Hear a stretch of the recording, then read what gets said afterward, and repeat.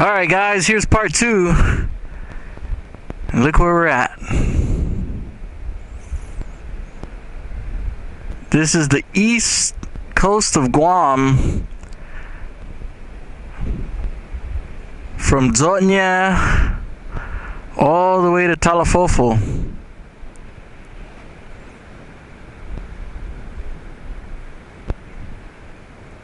Check it out. Now, as I said before, on the east side of Guam, for the most part, it's mostly reef. There isn't a lot of, sandy beaches. There are sandy beaches, but it's not as abundant as the west side of Guam. So, not too much swimming going on this side. It's mostly fishing. Now, remember what I said in my previous video on part 1? About 80% chance of rain. Boom, got all wet. Just came from right there where it's all cloudy and raining right now. And this is the only sad part, guys. Look at this. Such a beautiful spot, just trashed. Why? What? I don't understand it. I can't explain it. I won't even try. It's not part of my mentality to treat my environment like that. I was taught at a very young age to leave it like you found it or better.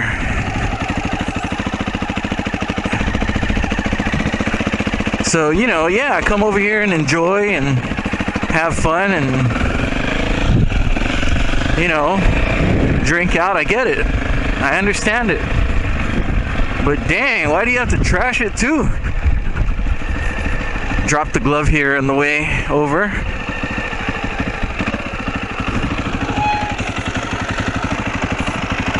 Now there's a way to get down there, but I'm by myself again, and if anything happens on the way down, nobody will know where I'm at. I'm not willing to take that chance. 10 years ago, no problem.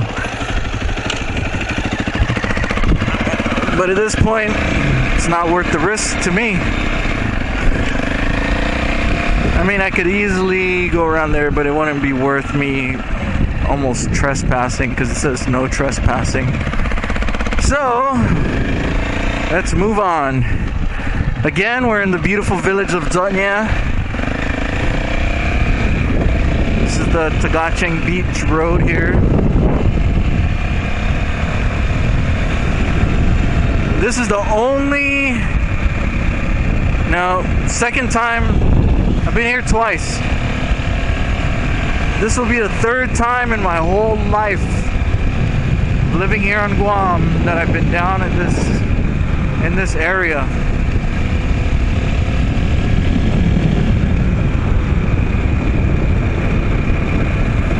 You gotta watch when you're riding and it's wet. Underneath trees that overhang the road, it'll leave like a mold or mildew on the road, and it's super slippery, especially on Guam's roads where it's all coral. So you gotta really mind your speed while you're coming through it. Even when it's dry, if you see that the sun's not really hitting that part of the road all the time because of the trees hanging over. And though it may seem dry and safe, there's a good chance that there would be some residue there left over from all the leaves, and you just lose your bike completely. Lose traction. Again, this is Tagacheng Beach. You can see some workers down there having their lunch.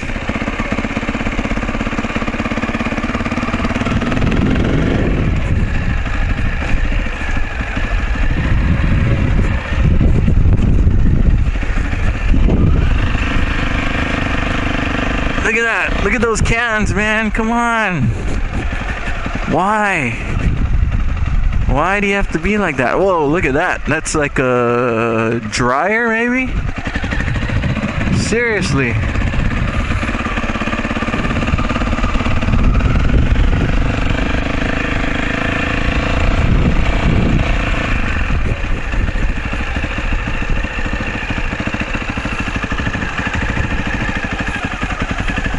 Yep.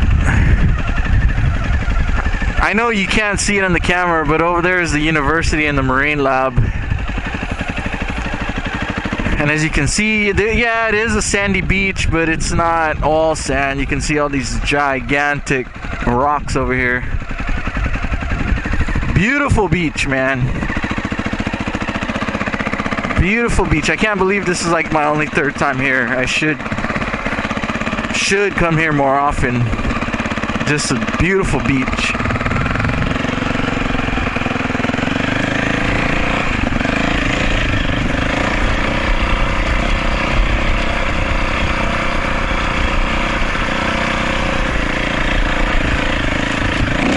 So yeah, these are parts of Guam that you don't normally see on the brochures or even on videos.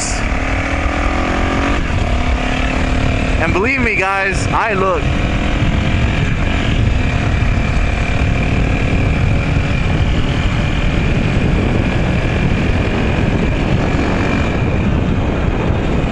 And if there is one out there, then it must be pretty recent.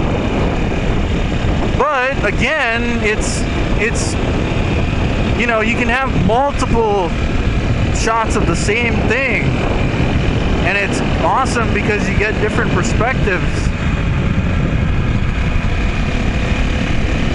My perspective here is I have very little experience down in Tagating. I wouldn't even call that experience. I've only been there 3 times. But someone might take their camera down there who has grown up in Zonya or nearby, who can probably tell you a story about that beach, which would make it 50 times more interesting. Sorry, I don't have one of those stories.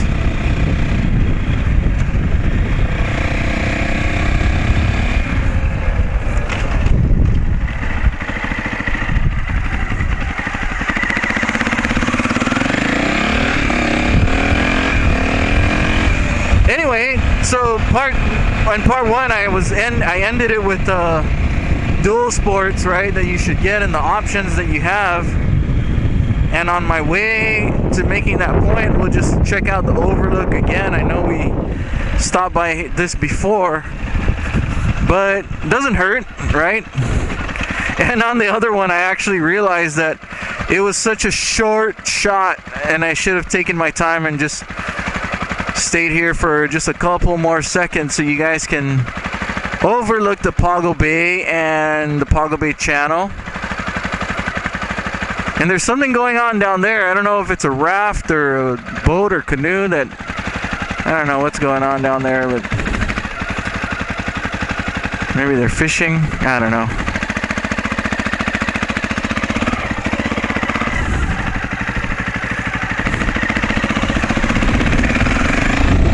One thing I forgot to mention too, oh look at that rain. See, rainy season, man. Jeez.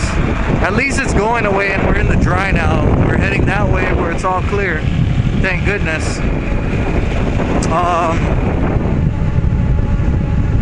Yeah, I know I'm jumping all over the place, so let me get back to what I was talking about on part 1. Let's jump into it.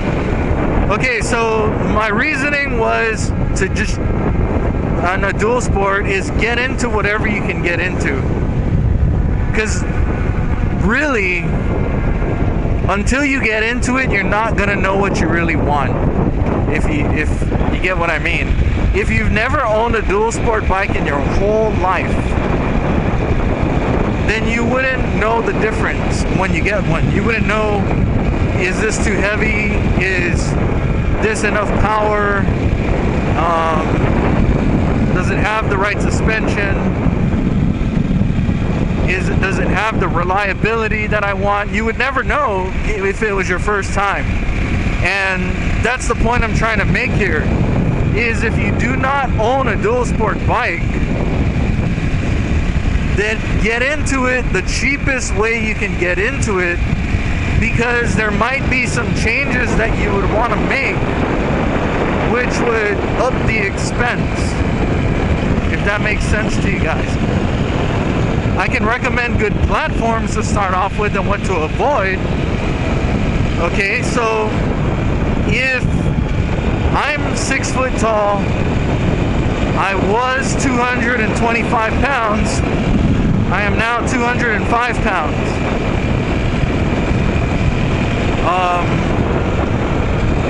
Just to give you an idea, I would fluctuate from 215 to 225 all the time.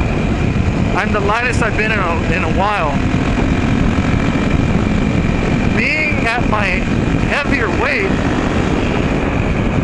I felt like I could handle the DRZ just fine. The DRZ, guys, is like the staple of on and off-road bikes, dual sport bikes. The same DRZ 400 model has been made since the year 2000 up until now. They're still selling them, making parts for them. Huge aftermarket. I would suggest, if you are just entering the dual sport market, that you find a DRZ, because with that tenure it would lower down the price. It would keep the price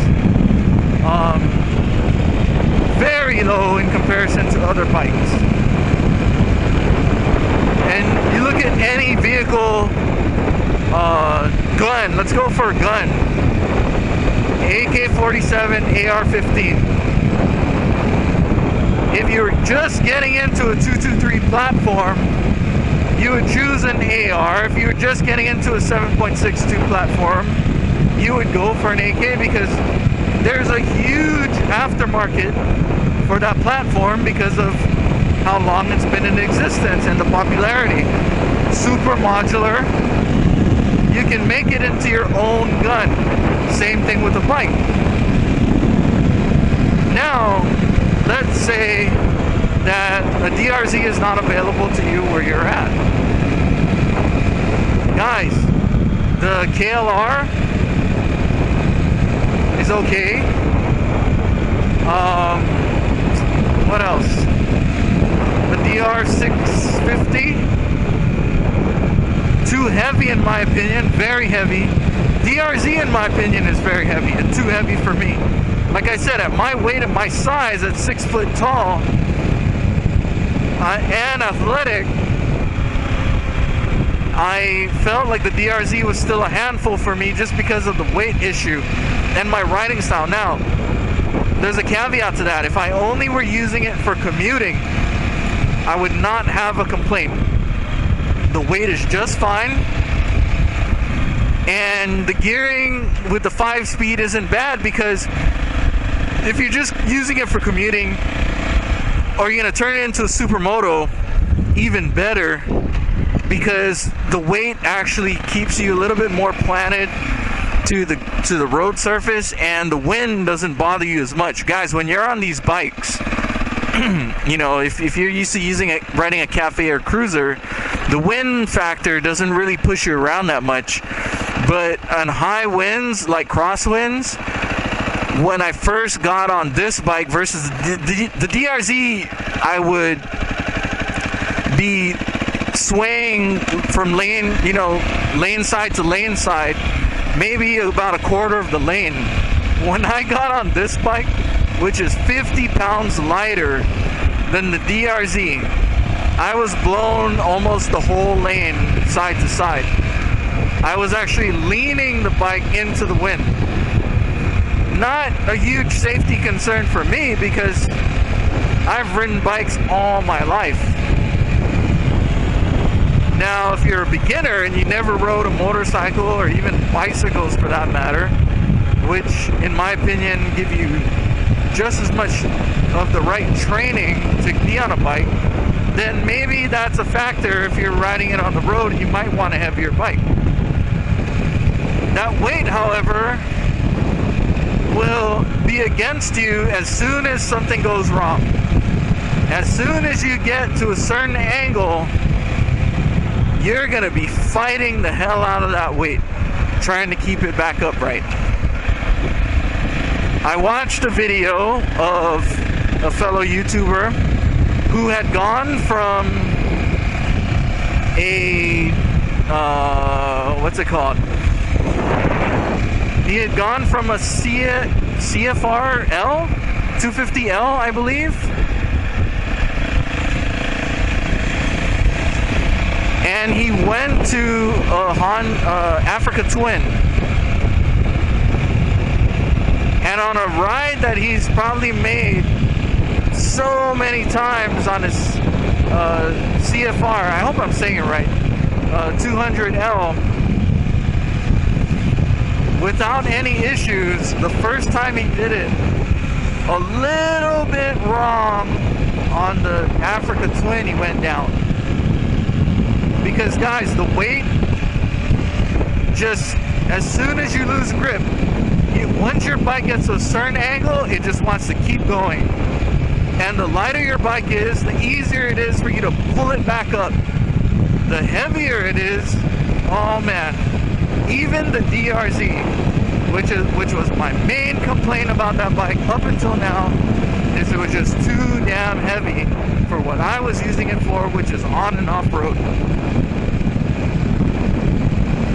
Now, again, if you're using it as a supermoto,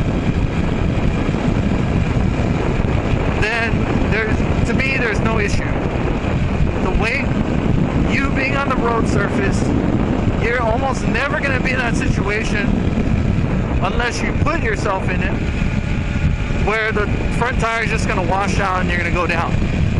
If you're riding in the dirt, however, you increase that chance, I'd say 10 times fold. Depending on the dirt, depending on the weather, depending on your tires. A lot of variables.